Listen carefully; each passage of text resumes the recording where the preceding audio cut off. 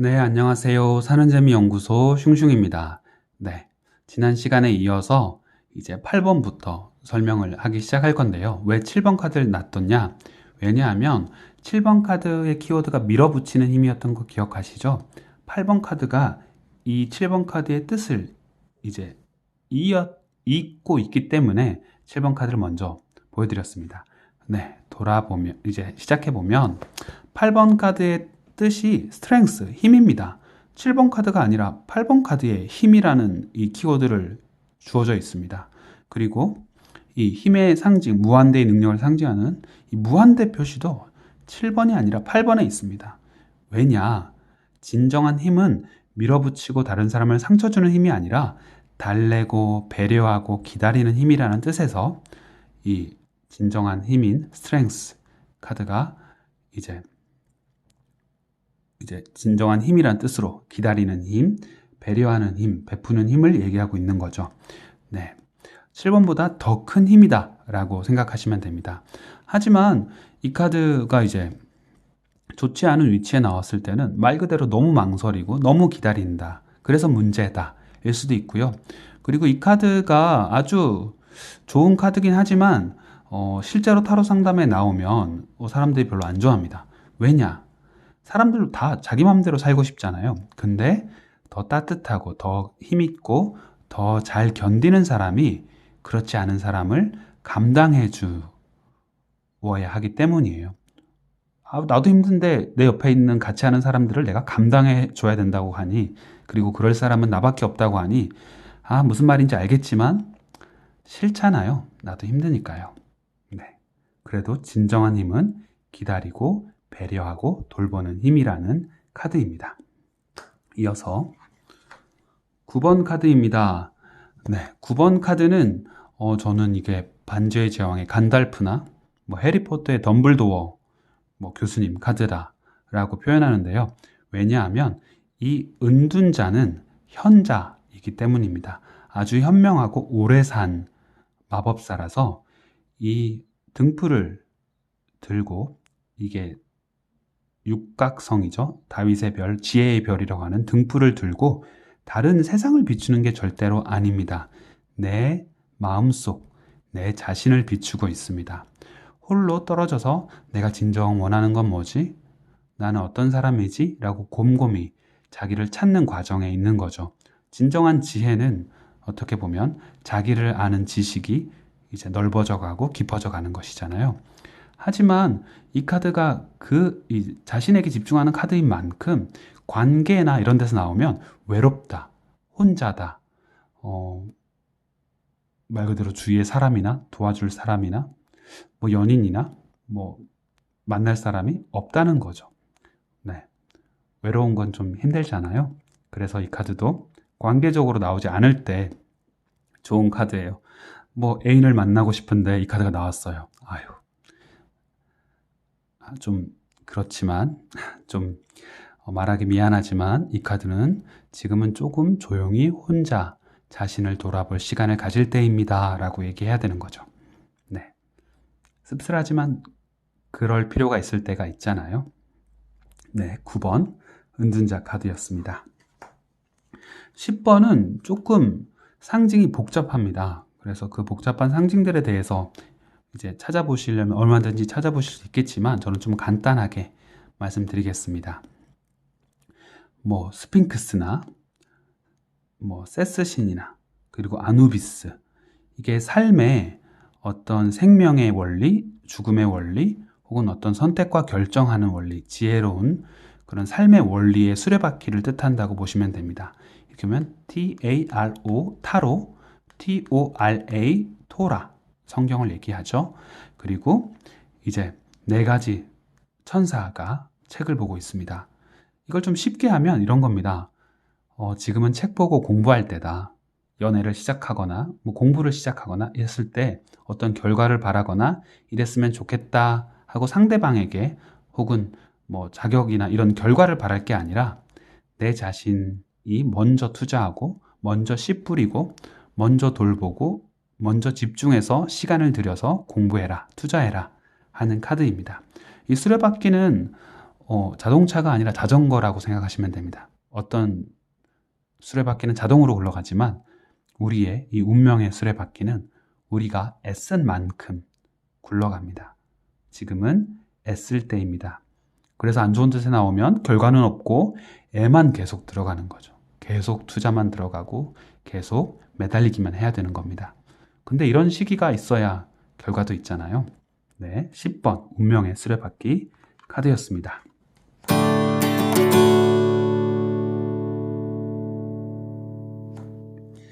네, 이제 11번 카드입니다. 저는 11번 카드가 타로 상담에서 나왔을 때, 야, 이 카드야말로 진정한,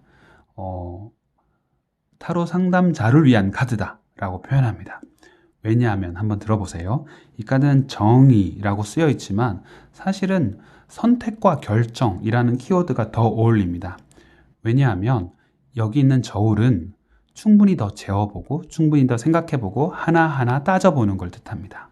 그리고 여기에 있는 검은 충분히 따져봤으면 이제 결정을 해야 되는 거죠.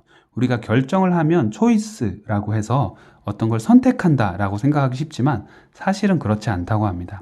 사실 진정한 결정은 내가 결정하지 않은 것을 죽여 없애버리는 겁니다. 뒤돌아보지 않게요. 그것이 진정한 결정, 선택이라는 의미를 가지고 있고요. 그래서 충분히 앞에 사람이 지금 질문한 분이 그 질문한 주제가 아주 가볍게 할 만한 건데 너무 오래 끌고 있다. 그러면 결정하십시오. 지금은 결정의 때입니다. 그리고 반대로 엄청 중요한 이직이나 뭐 앞으로 나의 진로나 이런 고민들을 한 2, 3일 만에 즉흥적으로 결정하려고 하는 거예요. 그러면 아직 그 결정은 할 때가 아니라 충분히 더 생각해 보아야 할 때입니다. 재봐야 할 때입니다. 라고 말해주는 카드인 거죠. 네, 말 그대로 선택과 결정.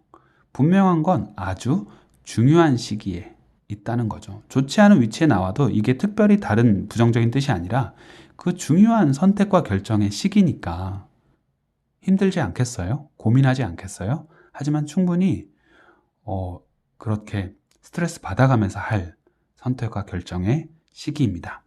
네, 11번 카드였고요. 네, 12번 카드입니다. 12번은 이제 행맨, 거꾸로 매달린 사람입니다. 가끔 이 카드를 이렇게 보려고 하시는 분이 있습니다. 네, 영문자가 익숙하지 않으니까 이렇게 보면 마치 사람이 아주 편안하게 뭐 균형을 잡고 있는 것처럼 보이지만 사실 이 카드는 이렇게 보는 겁니다. 네, 매달린 사람입니다. 나무에 이렇게 끈으로 매달려 있으니까 머리에 피 쏠리는 거죠. 힘듭니다. 그래서 이 카드는 시련, 힘듦, 고통 속에 있다 정도의 뜻을 가지고 있습니다. 하지만 여기에 빛이 나죠. 네, 무슨 뜻이냐? 충분히 가치 있고 배울 게 있고 감당해야 하는 중요한 관문, 테스트란 뜻입니다. 하지만 그렇다고 해서 이게 안 힘든 거 아니거든요. 그래서 이건 그대로 나왔을 때도 가치 있는 시련이다 이지만 거꾸로 나오든 그대로 나오든 힘든 건 충분히 공감해주고 알아줘야 되는 그런 카드입니다. 그리고 이 카드는 한편으로는 시간적으로 얼른 벗어나려고 하면 큰일 납니다. 왜냐하면 말 그대로 발에서 끈이 쑥 빠지면 쿵 하고 떨어져서 크게 다칠 수도 있거든요. 그래서 이 카드는 오히려 이 묶은 발 충분히 고민한 다음에 아, 이렇구나 라고 깨닫고 그 다음에 천천히 이 묶은 발을 풀고 자기 갈 길을 가야 하는 카드입니다. 이왕 겪을 시련은 즐기진 못해도 배울 건 챙겨 배우고 지나갈 수 있으면 좋겠죠. 네, 이직하고 싶어 하는 분들에게 이 카드가 나오면 지금은 겪어낼 때다. 한번 참아볼 때다. 라는 얘기를 하게 됩니다. 네, 충분히 배울 건 배운 다음에 잘 준비해서 다음 길로 가라고 얘기해야죠. 네, 13번 카드. 네, 13번 카드는 무서운 카드죠. 데스, 죽음이라는 의미를 가진 카드고요. 네, 죽음의 기사가 백마를 타고 검은 깃발을 든 채 짠 하고 등장했습니다. 네, 죽음은 끝나는 게 아니라 변화입니다. 우리가 너무 많이 변하면 죽는다 이런 말도 하잖아요. 그만큼 이제 죽음을 겪고 난 후 혹은 이제 죽고 나서 또 다시 살아난 사람의 경우 같은 정말 큰 변화를 뜻하는 겁니다. 그래서 변화를 일으켜야 될 때이기도 하고 변화가 있어야 되고 바꿔야 될 때이기도 하고 네, 이미 변화가 온 거라는 상황적인 의미로도 해석됩니다. 하지만 추가로 이 변화 카드에 등장하는 인물들을 주목해 보십시오.